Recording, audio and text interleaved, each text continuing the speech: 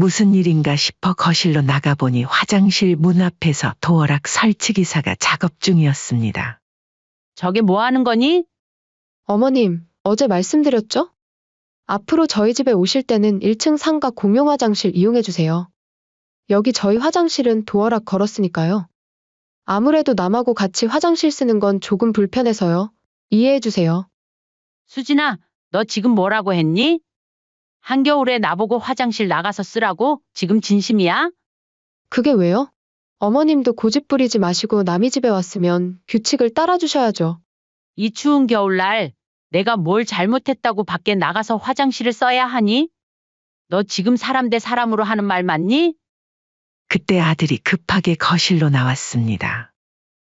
재훈아, 화장실에 도어락 설치하는 거 알고 있었니? 내가 사용하지 말라고? 아, 그거요? 수진이가 좀 깔끔한 성격이라서. 불편한 점이 있으면 서로 맞춰가야죠. 저희 집 올 때만 참아주세요, 엄마. 그리고 이 한겨울에 네 엄마를 밖에 화장실을 쓰게 만들고 싶니? 나 이제 알겠어? 너희는 나를 가족으로 생각한 적이 없구나. 나는 그냥 애 봐주고 밥 해주고 잔소리 듣는 사람이지. 가족은 아니었어. 어머니, 그렇게 오해하시면 안 돼요. 저희도 어머님을 가족으로. 가족이면 화장실 도어락은 안 달지. 남의 집이라며? 말 나온 김에 한마디만 더 하자. 너네들이 나보고 남이라고 하는 거면 남의 집에서 살고 있는 건 너네들 아니니? 오늘 이야기의 주인공은 69세 이선옥 씨입니다. 남편과 사별하고 홀로 살아가는 이선옥 씨의 이야기, 그리고 그녀와 아들 부부 사이의 이야기이죠. 선옥 씨는 출근길에 걸려온 아들의 전화를 떠올리며 쓴웃음을 지었습니다. 엄마, 오늘은 좀 힘들 것 같아. 수진이가 피곤해서. 이번 주에만 벌써 3번째 취소된 약속이었습니다. 아들 김재훈이 결혼한 지 3년이 지났지만 선옥 씨는 아직 한 번도 자식 집에 가본 적이 없었죠. 선옥 씨는 벽에 걸린 달력을 바라보았습니다. 빨간색으로 동그라미 쳐진 날짜에는 재훈이네 집이라고 적혀 있었습니다. 이제는 지워진 글씨로 가득한 달력이었습니다. 아들이 살고 있는 집은 선옥 씨가 평생 모은 돈과 남편의 퇴직금을 털어 마련해준 신혼집이었습니다. 당연히 본인 명의였지만 실질적으로는 아들 부부를 위한 결혼 선물이었죠. 어머니, 감사합니다. 정말 과분한 선물이에요. 결혼식 날 며느리 정수진이 두 손으로 공손히 인사를 했던 모습이 아직도 생생했습니다. 그때는 며느리의 얼굴에서 진심을 느꼈다고 생각했습니다. 하지만 세월이 지날수록 그 표정에 진심이 있었는지 점점 의심스러워졌죠. 재훈아, 이번 주말에 같이 식사나 좀 할까? 아, 엄마, 수진이가 아직은 불편해해요. 처음에는 이해했습니다. 며느리가 시어머니의 간섭을 부담스러워할 수 있다고, 시간이 필요하다고 스스로를 위로했습니다. 하지만 명절에도, 생일에도, 심지어 아플 때도 선옥 씨는 초대받지 못했습니다. 동네 친구들은 며느리가 해준 밥자랑, 손주 자랑을 늘어놓는데 선옥 씨는 할 말이 없었죠. 우리 며느리가 된장찌개를 그렇게 잘 끓인다니까. 우리 아들네는 주말마다 나 오라고 난리야. 손주가 할머니 보고 싶다고. 그런 이야기를 들을 때마다 선옥 씨는 억지 미소를 지으며 고개를 끄덕였습니다. 쓸쓸함이 마음을 파고드는 순간이었죠.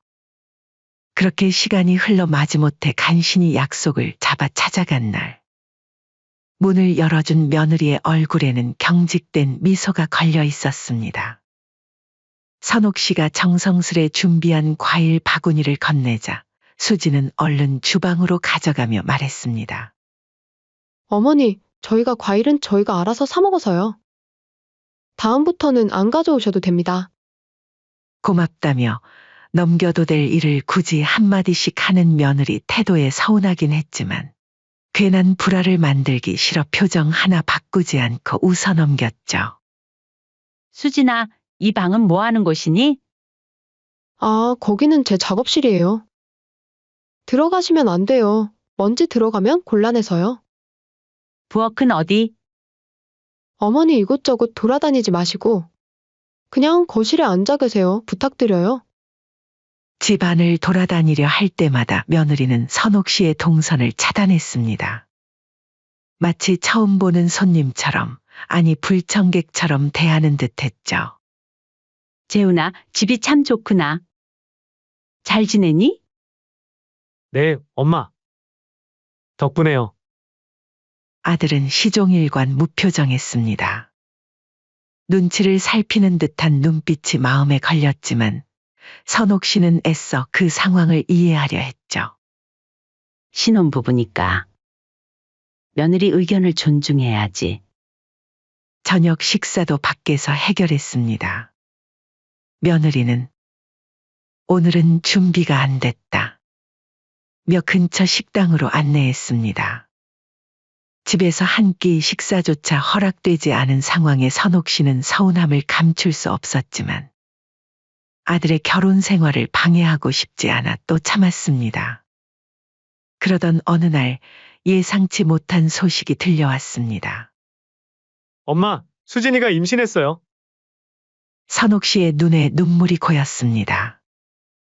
손주를 볼 수 있다는 기쁨, 그리고 이제야 진짜 가족이 될 수 있다는 희망이 차올랐죠. 혹시 지금까지의 거리감은 며느리의 예민함 때문이었을까? 임신 소식은 새로운 관계의 시작처럼 느껴졌습니다. 축하한다, 재훈아. 수진이한테도 축하한다고 전해줘. 네, 엄마. 그런데 수진이가 부탁이 있대요. 뭔데? 말해봐. 아기 낳고 나면 좀 봐주실 수 있을까요? 선옥 씨는 처음엔 고민을 했지만 이내 도와주기로 했습니다. 아들 부부와 가까워질 수 있는 기회라고 생각했죠. 손주가 태어나고 선옥 씨는 일주일에 3번씩 아들네 집을 오가기 시작했습니다. 하지만 기대와 달리 며느리의 태도는 더 노골적으로 변했습니다. 어머니, 손 씻으셨어요? 소독은요? 아기 방에 들어가실 때는 마스크 꼭 쓰세요. 물티슈로 아기 얼굴 닦으시면 안 돼요. 제가 준비한 거로만 해주세요. 아, 맞다. 아기 옷은 따로 삶아서 빨아야 해요. 다른 옷이랑 같이 빨면 안 됩니다. 아기를 돌볼 때마다 수진의 잔소리는 끝이 없었습니다. 어머니, 제가 저번에 말씀드렸죠? 분유 저울에 재서 정량만 먹이라니까요? 선옥 씨는 아들을 키울 때 정확히 몇 모를 먹였는지 기억조차 안 났습니다. 배고프면 더 주고 배부르면 덜 주고. 그렇게 키워도 아들은 건강하게 자랐는데 지금은 모든 것이 숫자와 규칙으로 가득했죠. 요즘 애들은 뭐 이렇게까지 한다니. 어머님도 참, 요즘 다들 이렇게 해요. 그렇게 몇 개월이 흘렀고 선옥 씨는 점점 더 남처럼 느껴졌습니다. 자신이 사준 집에서 자신의 손주를 돌보면서도 마치 외부인처럼 항상 눈치를 봐야 했죠. 참는 게 이제는 익숙해졌나? 며느리는 깔끔함을 넘어 결벽증에 가까운 성향이었습니다. 문제는 그 깔끔함이 선옥 씨에게만 특별히 적용되는 듯했죠. 어머니, 오셨어요? 며느리는 선옥 씨가 오면 반갑다는 말은 하지만 눈은 선옥 씨의 손과 옷을 검사하듯 훑었습니다. 마치 무언가 묻혀올까 걱정하는 듯한 그 시선이 날카롭게 느껴졌죠. 은우 자고 있어요. 깨우지 마시고 조용히 있어주세요. 선옥 씨가 막 현관문을 열자마자 던지는 말이었습니다. 인사도 제대로 나누기 전에 이미 주의사항부터 전달하는 며느리의 태도에서 환영받지 못함을 느꼈습니다. 아, 어머니 또 까먹으셨나 보다. 손 좀 씻고 오세요. 여기 손소독제도 있으니까 같이 해주시고요. 선옥 씨는 이미 집에서 깨끗이 씻고 왔지만 묵묵히 화장실로 향했습니다. 화장실 거울 앞에서 자신의 얼굴을 바라보며 참자, 또 한 번만 더 참자라고 중얼거렸죠. 그리고 돌아와 소파에 앉으려는데 며느리가 다시 말했습니다. 어머니, 그 자리 말고 저쪽에 앉아주시겠어요? 그 자리는 은우가 앉는 자리예요. 선옥 씨는 이제 참기로 했던 마음이 슬슬 흔들리기 시작했습니다. 수진아, 소파가 이렇게 넓은데 꼭 자리를 정해야 하니? 좀 불편한데? 어머니, 은우가 자기 자리에 앉는 습관을 들이고 있어서요. 아이 교육상 중요해요. 그래? 내가 볼 땐 그렇게까지 꼭 정할 필요가 있나 싶은데. 어머님은 옛날 방식대로 키우셔서 잘 모르실 거예요. 누구는 애기 안 키워봤니? 그렇게 일일이 다 말 안 해줘도 알아서 잘할 수 있다. 경험도 좋지만 요즘은 육아 전문가들이 연구한 방법대로 하는 게 좋다고 해요. 그렇게 며느리와 티격태격하는 일이 늘어갔습니다. 선옥 씨가 화장실을 사용한 후 나오자 며느리가 슬쩍 들어가 무언가를 닦는 소리가 들렸습니다. 그 소리에 선옥 씨의 자존심은 또 한 번 상처받았죠. 수진아, 내가 화장실 더럽게 썼다 생각해서 그러니? 아니에요. 그냥 습관적으로 청소하는 거예요. 신경 안 쓰셔도 돼요. 나 나온 직후에만 그러는 것 같은데? 며느리는 당황한 표정으로 변명했습니다. 아, 그게. 저는 원래 깔끔한 성격이라 아시잖아요. 선옥 씨는 더 이상 묻지 않았습니다. 그러던 어느 날 한겨울에 선옥 씨의 집 보일러가 고장났습니다. 기사가 와서 확인해 보니 부품을 교체해야 했고 주말이 껴있어 수리는 빨라야 3일, 길면 5일이 걸린다고 했죠. 이렇게 추운데 어떡하지? 선옥 씨는 고민 끝에 아들에게 전화를 걸었습니다. 재훈아, 우리 집 보일러가 고장났어. 수리하는데 며칠 걸린대. 며칠만 너네 집에서 묵으면 안 될까? 저는 상관없는데 수진이가 싫어할 텐데. 조금은 곤란하네요. 그렇다고 한겨울에 보일러도 없이 잘 수는 없잖니. 일단 알겠어요. 엄마 제가 한번 얘기해 볼게요. 그렇게 선옥 씨는 작은 가방에 필요한 물건들을 챙겨 아들네 집으로 향했습니다. 이런 상황에서 이 집에 찾아가는 것이 내키지 않았지만 달리 방법이 없었죠. 도착했을 때 며느리의 표정은 예상대로였습니다. 억지로 지은 미소 그리고 그 뒤에 감춰진 불편함. 선옥 씨는 그 표정을 읽을 수 있었지만 애써 모른 척했습니다. 수진아, 며칠만 신세질게. 불편하면 말해. 아니에요, 어머님. 괜찮아요. 말은 그렇게 했지만 며느리의 행동은 달랐습니다. 손님 방을 내어주며 이것저것 주의사항을 늘어놓았죠. 어머님, 이 방에서만 지내주세요. 우리 방이랑 은우 방은 출입하시면 안 돼요. 그래, 알았어. 그리고 화장실은 손님용 화장실만 써주세요. 응? 여기 화장실 하나 더 있었나? 1층 상가 화장실 이용하시면 될 것 같아요. 상가? 밖에 있는 화장실 쓰라는 애기니? 농담이지? 뭘 그렇게까지 유난을 떨면서 써야 하니 며칠만 좀 참아주거라. 금방 나갈게. 첫날 밤 선옥 씨는 조심스레 발을 구르며 잠이 들었습니다. 그리고 다음 날 아침 이상한 소리에 잠에서 깼습니다. 무슨 일인가 싶어 거실로 나가보니 화장실 문 앞에서 도어락 설치기사가 작업 중이었습니다. 깜짝 놀란 선옥 씨가 물었습니다. 저게 뭐 하는 거니? 며느리는 태연히 말했습니다. 어머님, 어제 말씀드렸죠? 앞으로 저희 집에 오실 때는 1층 상가 공용 화장실 이용해주세요. 여기 저희 화장실은 도어락 걸었으니까요. 아무래도 남하고 같이 화장실 쓰는 건 조금 불편해서요. 이해해주세요. 선옥 씨는 한순간 귀를 의심했습니다. 마치 세상이 멈춘 듯한 순간이었죠. 자신이 지금 무슨 말을 들은 건지 믿기지 않았습니다. 뭐라고? 선옥 씨의 목소리는 떨렸습니다. 단 한마디였지만 그 안에 지난 몇 년간 쌓아온 모든 서러움이 담겨 있었죠. 어머, 왜 그러세요? 어머님도 따로 쓰시는 게 편하지 않으세요? 며느리의 말투는 마치 당연한 것을 이야기하는 것처럼 담담했습니다. 그 태어남이 선옥 씨의 가슴을 더 아프게 찔렀죠. 수진아, 너 지금 뭐라고 했니? 한겨울에 나보고 화장실 나가서 쓰라고? 지금 진심이야? 선옥 씨의 목소리가 한 톤 높아졌습니다. 더 이상 참을 수 없는 분노가 치밀어 올랐죠. 며느리는 지그시 눈을 뜨고 말했습니다. 그게 왜요? 어머님도 고집 부리지 마시고 남의 집에 왔으면 규칙을 따라주셔야죠.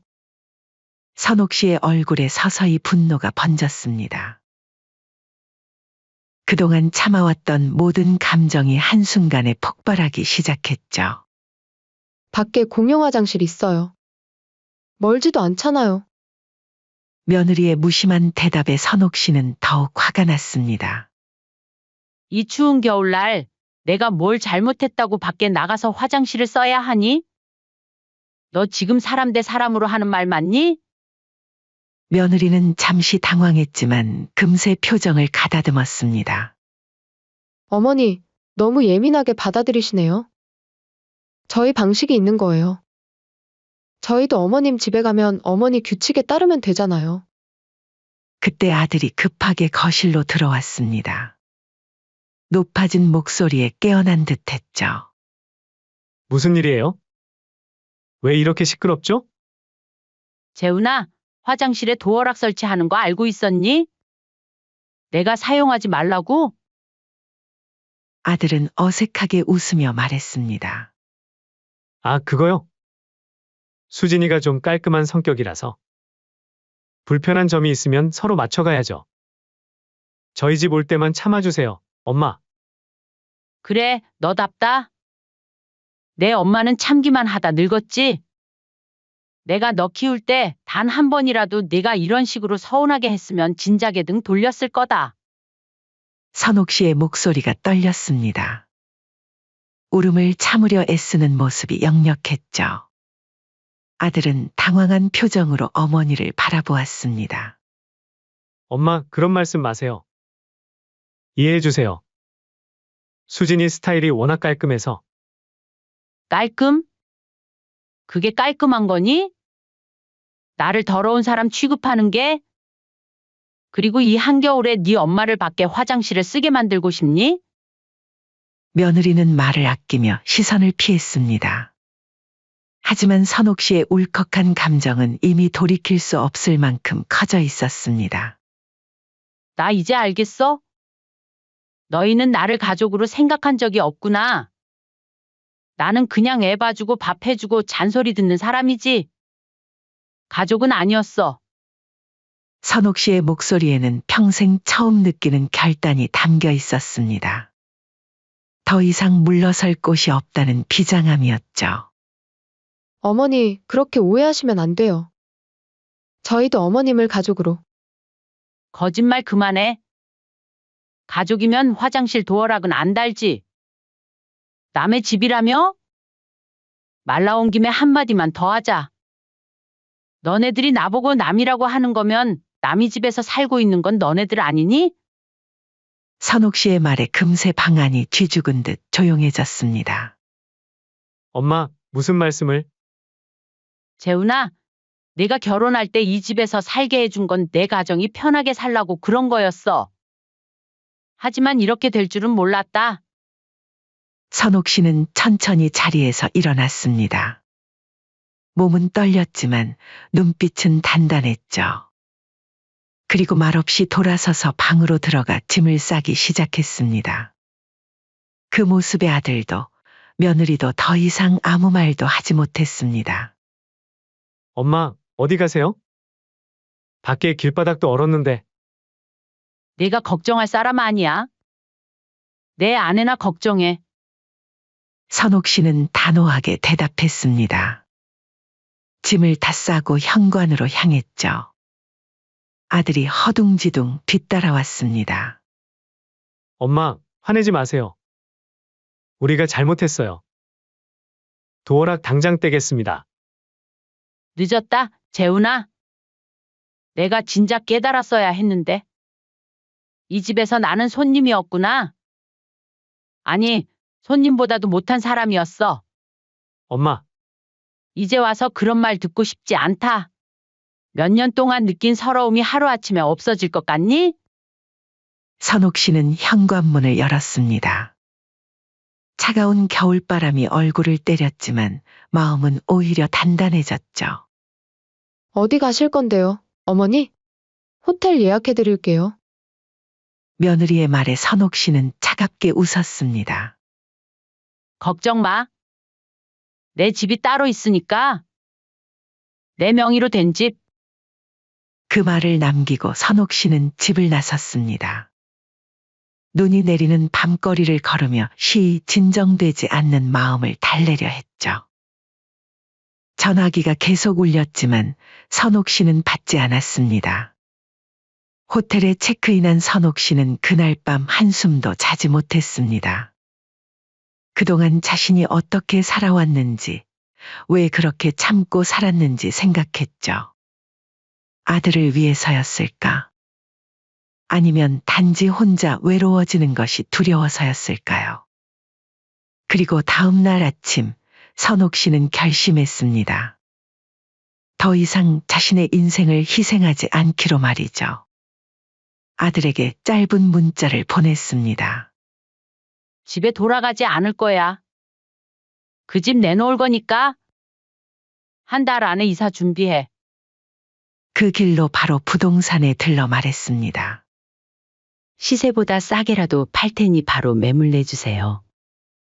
부동산 중개인은 놀란 표정이었지만 선옥 씨의 단호한 눈빛에 더 이상 묻지 않았습니다. 3일 뒤 매수자가 나타났고 계약은 금방 진행됐습니다. 그리고 아들에게 짧은 문자가 날아갔습니다. 그 집 팔았다. 계약 끝났다. 한 달 안에 짐 정리해. 아들의 다급한 전화가 계속 왔지만 선옥 씨는 받지 않았습니다. 며느리의 전화도 무시했죠. 이제는 자신의 삶에 집중하고 싶었습니다. 그러나 사흘 후 아들과 며느리가 직접 선옥 씨의 집을 찾아왔습니다. 현관벨이 울렸지만 선옥 씨는 열어주지 않았습니다. 그러자 아들이 문 밖에서 소리쳤습니다. 엄마! 문 좀 열어주세요. 우리 얘기 좀 해요. 한참을 망설이다 선옥 씨는 결국 문을 열었습니다. 아들과 며느리는 창백한 얼굴로 서 있었습니다.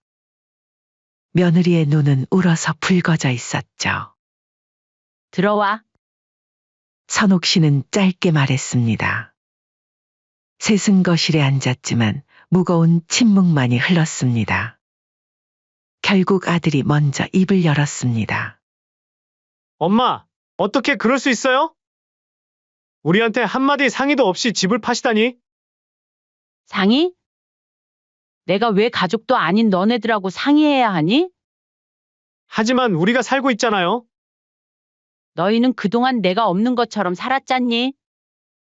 내가 그 집을 판다고 해도 너희 삶에 아무 영향 없을 줄 알았지? 며느리가 울먹이며 말했습니다. 어머니, 어떻게 자식을 집에서 쫓아낼 수 있어요? 우리가 가족 아니에요? 선옥 씨는 웃지도 않고 말했습니다. 가족이면 화장실 도어락은 안 달지. 남의 집이라며? 웃기는구나. 그 순간 아들은 아무 말도 하지 못하고 고개를 떨궜습니다. 며느리는 울며 매달렸지만 선옥 씨의 마음은 이미 돌아설 수 없을 만큼 멀리 와 있었습니다. 어머니, 잘못했어요. 제가 너무 이기적이었어요. 도어락도 이미 떼었어요. 다시 예전처럼 지내요. 네? 예전처럼? 예전이 어땠는데? 내가 나를 사람 취급이라도 했니? 선옥 씨의 차가운 말에 며느리는 더 이상 아무 말도 하지 못했습니다. 아들이 다시 애원했습니다. 엄마, 우리 정말 반성하고 있어요. 한 번만 더 기회를 주세요. 반성? 몇 년 동안 쌓인 서운함이 며칠 만에 없어질 것 같니? 이제 와서 화장실 도어락을 떼는 게 무슨 의미가 있을까? 선옥 씨는 한숨을 내쉬었습니다. 이제는 더 이상 돌이킬 수 없었습니다. 그동안 참아왔던 모든 것들이 한순간에 무너져 내렸고 그 자리에는 새로운 자신이 서 있었죠. 얘들아, 난 이미 결정했어. 내 인생의 남은 시간은 나를 위해 쓰고 싶구나. 어머니, 아들 부부의 눈에 눈물이 고였습니다. 뒤늦게 자신들의 잘못을 깨달은 듯 했지만 이미 때는 늦었습니다. 선옥 씨는 단호했습니다. 이제 돌아가. 계약금은 다음 주에 변호사를 통해 보낼게. 아들과 며느리는 더 이상 할 말을 찾지 못했습니다. 결국 둘은 고개를 숙인 채 집을 나섰고 선옥 씨는 문을 닫았습니다. 문이 닫히는 소리가 마치 지난 세월과의 작별 인사처럼 들렸습니다. 창밖으로 아들과 며느리가 터덜터덜 걸어가는 모습이 보였습니다. 선옥 씨의 마음 한구석이 아팠지만 동시에 이상한 해방감도 느껴졌습니다. 이제부터는 자신의 삶을 위해 살 수 있다는 생각에 가슴이 벅차올랐죠. 이제 끝이야. 새로운 시작이야. 선옥 씨는 창가에 서서 중얼거렸습니다. 겨울바람이 창문을 두드렸지만 선옥 씨의 마음은 어느 때보다 따뜻했습니다. 부동산 매각 대금이 통장에 입금된 날, 선옥 씨는 평소와 다르게 일찍 일어났습니다. 거울 속 자신의 모습을 오랫동안 바라보았죠. 아들 뒷바라지 하는 동안 세월이 흘러 주름이 진 얼굴이었지만 눈빛만은 어느 때보다 맑고 단단했습니다. 이제 정말 내 인생을 살 차례구나.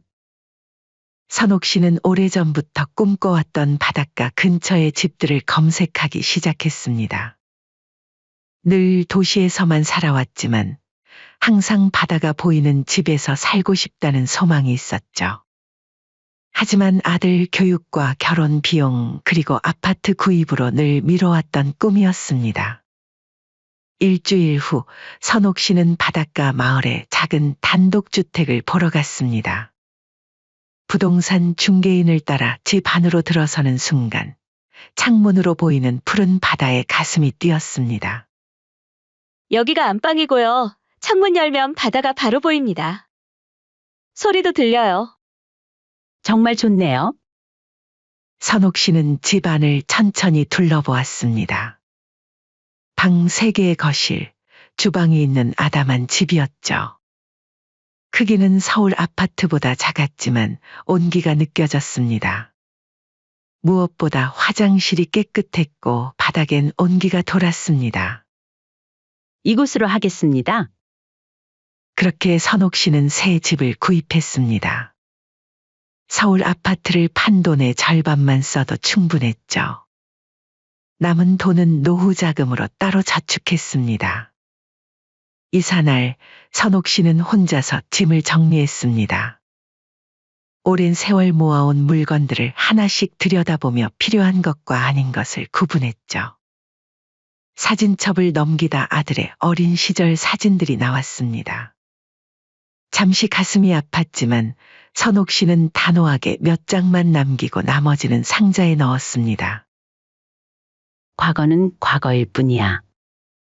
새 집에 도착한 첫날 밤, 선옥 씨는 잠들기 전 바다가 보이는 창가에 앉았습니다. 파도 소리가 귓가에 울렸죠. 처음으로 완전히 자신만을 위한 공간이었습니다. 아들에게서 전화가 몇 번 더 왔지만 선옥 씨는 짧게 대답할 뿐이었습니다. 새 집 주소도 알려주지 않았죠. 아직은 완전한 단절을 원했기 때문입니다. 상처가 아무는 시간이 필요했습니다. 엄마, 정말 우리 만나지 않을 거예요? 지금은 그게 좋겠다. 재훈아. 시간이 필요해. 그래도 손주는 보고 싶지 않으세요? 손주, 보고 싶지도 않다. 선옥 씨는 차분하게 대답했습니다. 한 달이 지나고 두 달이 지났습니다. 선옥 씨는 새로운 일상을 만들어 갔습니다. 아침마다 바닷가를 산책하고 마을 문화센터에서 그림 교실에 다니기 시작했죠. 평생 한 번도 붓을 잡아본 적 없었지만 이제는 자유롭게 물감을 칠했습니다. 서툴렀지만 즐거웠습니다. 문화센터에서 비슷한 또래의 친구들도 생겼습니다. 함께 차를 마시고 이야기를 나누는 시간이 쌓여갔죠. 아이들 자랑, 손주 자랑이 아닌 자신의 취미와 꿈에 대해 이야기하는 시간이었습니다. 선옥 씨는 그림 실력이 늘었네요. 타고난 소질이 있나 봐요. 아이고, 어디요? 그냥 마음 가는 대로 그리는 거예요? 선옥 씨는 이런 소소한 일상의 행복을 처음으로 느꼈습니다. 누군가의 어머니, 누군가의 할머니가 아닌 그저 이선옥으로 살아가는 기쁨이었죠. 어느 날 변호사를 통해 짧은 편지를 썼습니다. 자신의 유언장을 작성한 것이었죠. 그리고 이렇게 적었습니다. 향후 남은 재산은 사회장학재단에 전액 기부함. 가족 없음. 펜을 놓는 순간 선옥 씨는 무거운 짐을 내려놓은 듯한 해방감을 느꼈습니다. 그동안 자신을 올가매던 의무에서 벗어나는 기분이었죠. 6개월이 지난 어느 날 선옥 씨의 집 초인종이 울렸습니다. 예상치 못한 방문객이었죠. 문을 열자 아들이 서 있었습니다. 혼자였습니다. 엄마, 선옥 씨는 잠시 망설이다 문을 열어 아들을 들였습니다. 거실에 앉은 아들은 예전과 달리 초췌해 보였습니다. 어떻게 여기를 알았니? 변호사님께 부탁드렸어요. 꼭 뵙고 싶어서. 아들은 고개를 숙인 채 말을 이었습니다. 엄마, 저 많이 반성했어요. 정말 죄송합니다. 반성? 뭘 반성했는데? 엄마를 가족으로 생각하지 않고 항상 제 편의대로만 생각했던 거요. 엄마가 얼마나 서운하셨을지 이제야 조금 알 것 같아요. 선옥 씨는 아들의 말을 묵묵히 들었습니다. 진심이 느껴졌지만 감정이 크게 흔들리지는 않았습니다. 이미 많은 것을 내려놓았기 때문이었죠. 수진이는? 저희 잠시 떨어져 지내고 있어요. 많은 대화를 나눴는데 서로 맞지 않는 부분이 있더라고요. 선옥 씨는 놀랐지만 크게 동요하지 않았습니다. 그저 고개를 끄덕였을 뿐이었죠. 엄마, 다시 한 번만 기회를 주세요. 제가 이제 잘할게요. 재훈아, 지금 내 삶이 행복하단다. 너와 함께 하든 그렇지 않든 내 삶은 내가 책임지고 가꿔 나갈 거야. 아들은 천천히 고개를 들었습니다. 어머니의 달라진 모습에 놀란 듯했죠. 이제 가볼게요. 가끔 찾아와도 될까요? 조금 더 시간을 두자. 그동안 끼니 거르지 말고 건강 잘 챙기고. 아들은 고개를 끄덕이고 일어났습니다.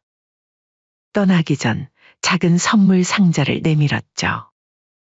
생신 선물이에요, 엄마. 선옥 씨는 선물을 받아들고 아들을 배웅했습니다. 문이 닫히고 혼자가 된 거실에서 선물 상자를 열어보았습니다. 그 안에는 작은 열쇠고리가 있었습니다. 단순한 열쇠고리였지만 그 의미는 단순하지 않았죠.